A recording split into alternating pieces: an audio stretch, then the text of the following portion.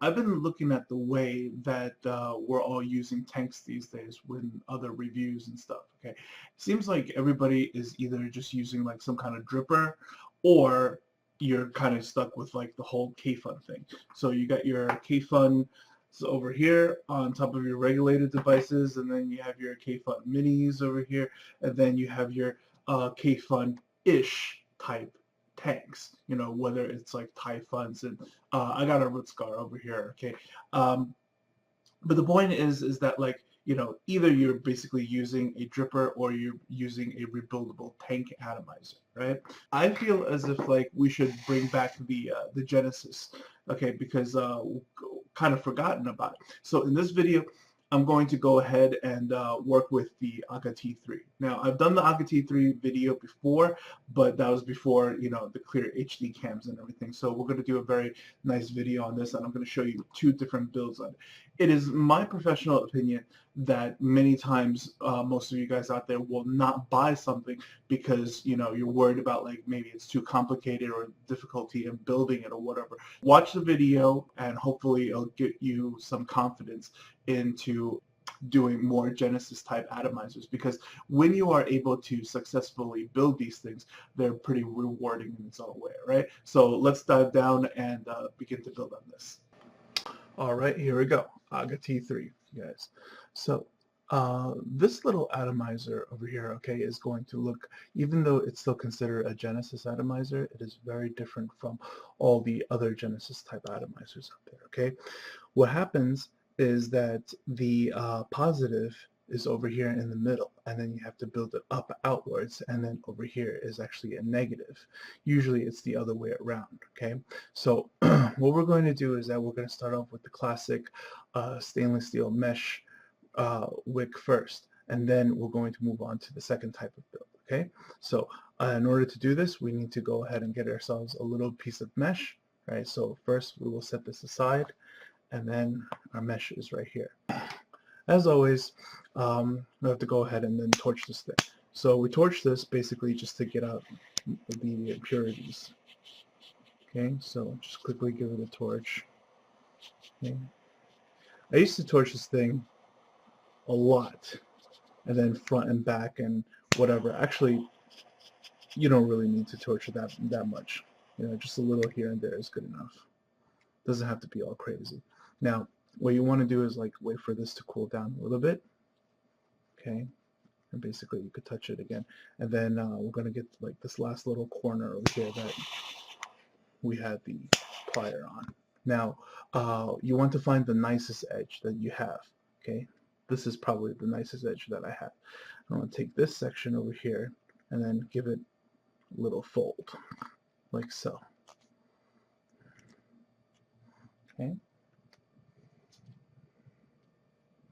Now, we're just going to go ahead and roll this up by hand. Little by little. Little by little.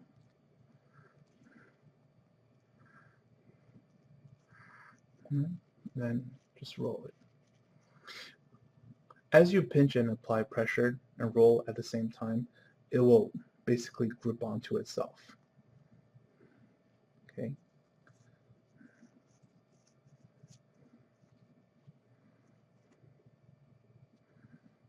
Now, what do I really want to do here when building the AGA T3? Well, I want to make sure that this thing is fat enough to stuff in the hole right here. Okay, so there we go, without falling back out. So this is right about the right size that I have. Okay, if yours is too thin, then you want to unravel and start over a little bit. If it's too thick, then, you know, keep going with the twisting process. Okay, all right. Now, from this point on, what you want to do is that you want to apply some juice onto your wick. Okay, so that the more that you do this, the less likely you'll have hot spots on it. Right. So what I'm going to do is that I'm going to go ahead and get maybe some cheap tweezers to hold on to my wick over here. Okay, and it's always good to have juice lying around that you don't like, because you know, you're not going to vape this thing, but you could always go ahead and use it for wick making. Now I'm not going to tell you which juice that I'm using because you know, I'm not going to tell you which juice I hate.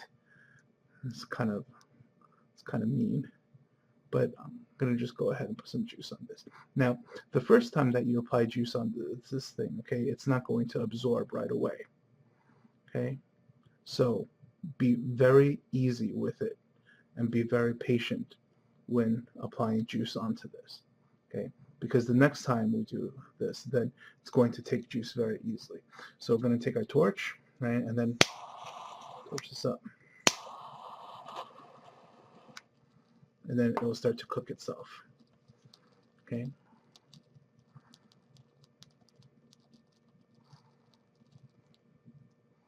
Just trying to build that layer of carbon around over here so that the wick is all black. And this way, when we wrap the wick with our coil, less likely to have hot spots. Okay. All right. So watch. While it's still hot, the second time I apply juice, it's going to absorb it a lot more easily than the last time. Before I even got a drop of juice on the mat because it wasn't taking it in. But now, you know, it's doing its thing a little better.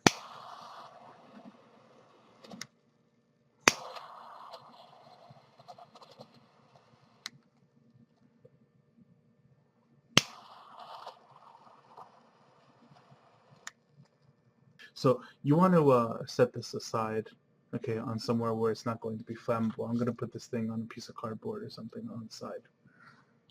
Okay. Now,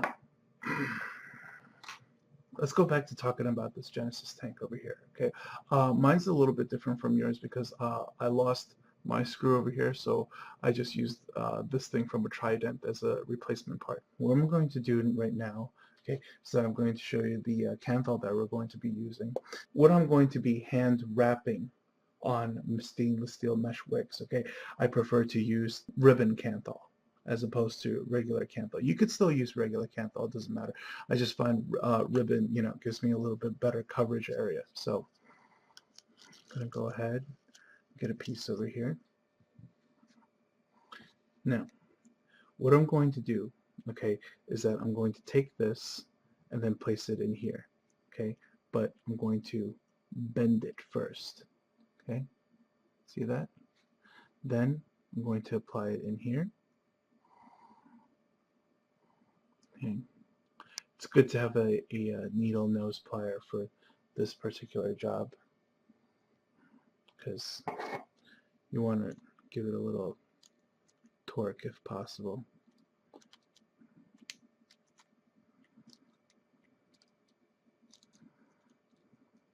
Okay, without cutting the canthal. So give it a nice tug. It's not coming back out, right? So let's take the wick that we had earlier made over here, and we're just going to push this down over here, and then we're going to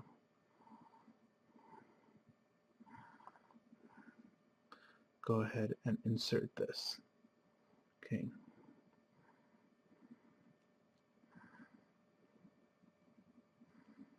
I'm going to try to spin and insert this at the same time. Seems a little fat for our build right now because, you know, when you heat things, I guess they expand a little bit. So there we go. Let's try again. But remember, we want to keep this wick nice and plump so it holds itself in place.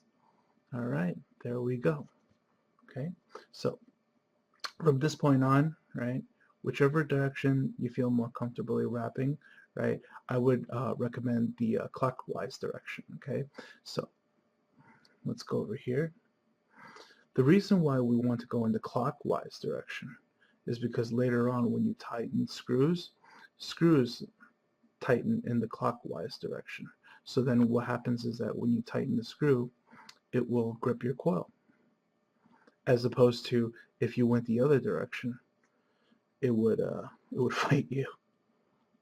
Okay, let me see how many reps I can do before I absolutely have to go home. Probably about 4 reps over here. Most people do about 3.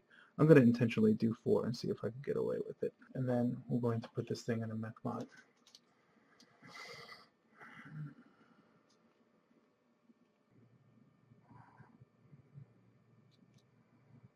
There we go. Now it's going evenly. Okay.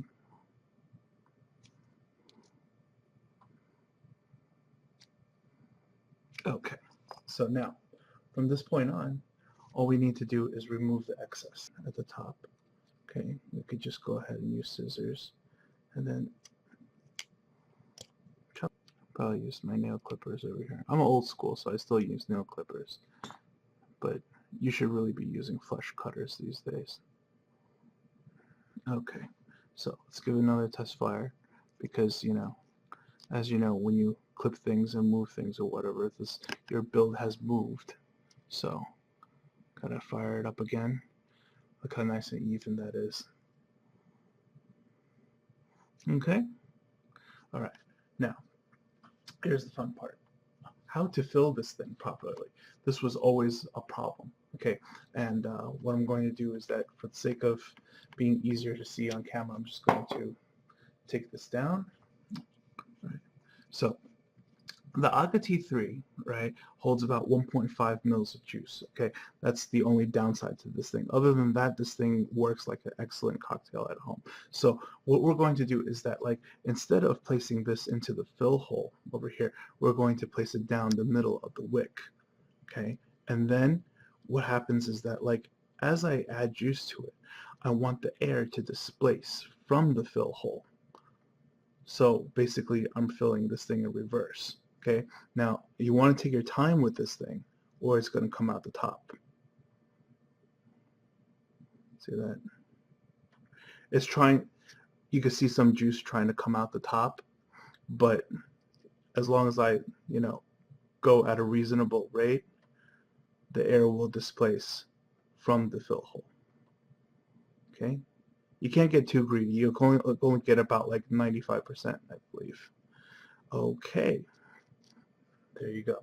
All right, now what is the best thing about this Genesis and why I recommend this one over all the others? Okay, because this is one of the first Genesis that, like, you didn't have to tilt in order for it to perform. So if we went ahead and then held down the firing button right here, okay, it could just go ahead and fire. Now we could go ahead and then fire this for a very long time, and it will not go dry. If anything, I'm just going to be burning myself with juice before this thing ever actually goes dry. Okay, so that is the stainless steel method of how to build this wick. Okay, now I have drained out the tank earlier before and removed the build that we had in here. Okay, so what are we going to do this time? Well, we're going to bring out the big monster, the 24 gauge candle over here. Okay, and we're going to take our precision screwdrivers, right, and then we're going to select the number 1 size, the larger screwdriver over here, to make a macro coil. So if you are familiar with building a sleeper coil build, okay, there should be no problem for you, right? So let's begin. First, we're going to go ahead and then just unwind a little bit of 24 gauge candle. What we're going to do is that we're going to take a little bit of the 24 gauge over here, okay, and then we're going to stick this in from the inside, if you can see. Okay. You'll eventually get to the point where you will need to use pliers to tie this down. Okay. Some of you probably already have an idea of what we're about to do next, and you are absolutely right. So I'm going to take this, put this up like this. We're going to cut this off later. Okay, not right now, later.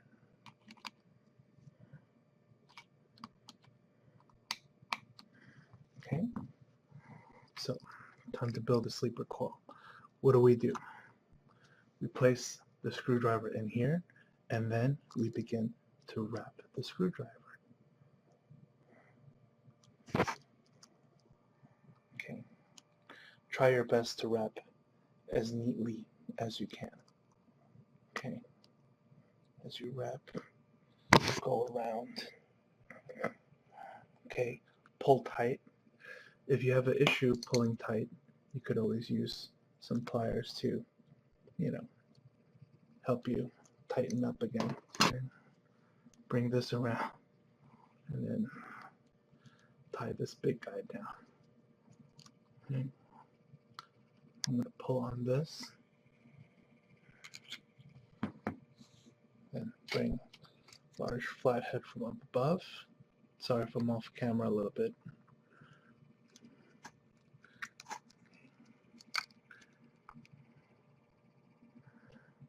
There. Okay. So let me give you a better angle of what's going on. See that? So basically we built a floating microcoil. Right?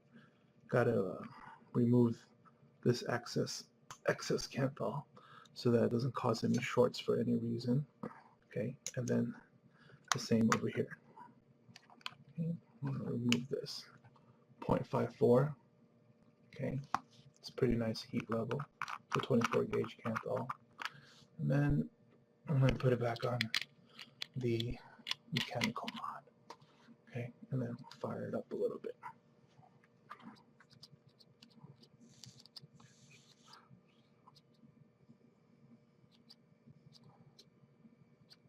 Okay, it's not glowing evenly just yet, but soon.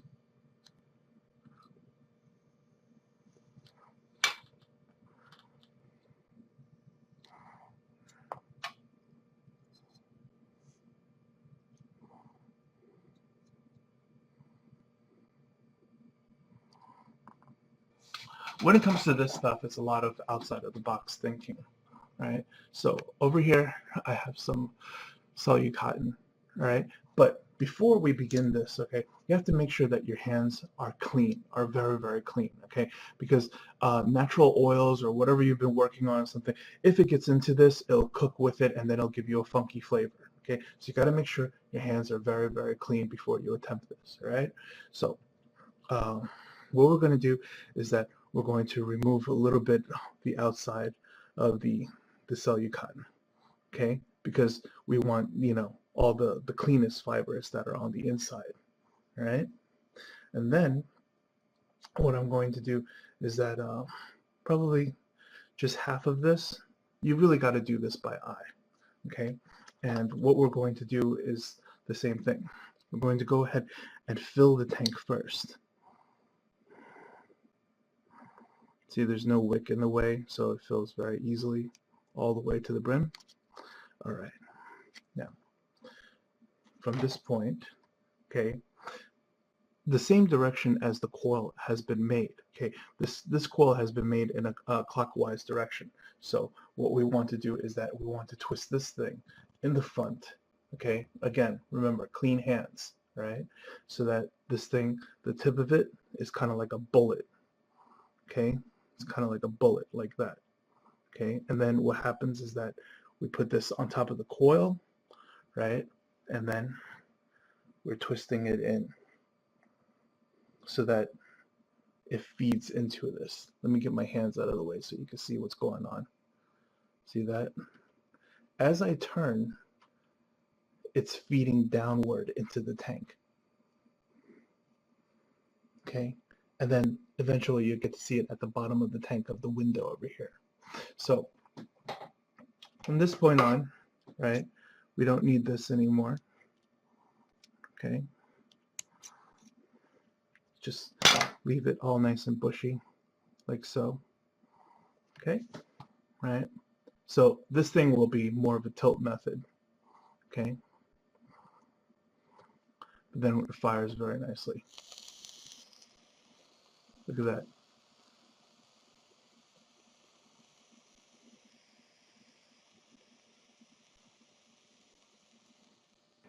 Yeah, so for all of you guys out there who already own a T3 or are thinking of getting one, try out this build, leave me questions and comments, tell me what you thought of these methods, right? And then until next time, question everything, do your homework, and take care of each other.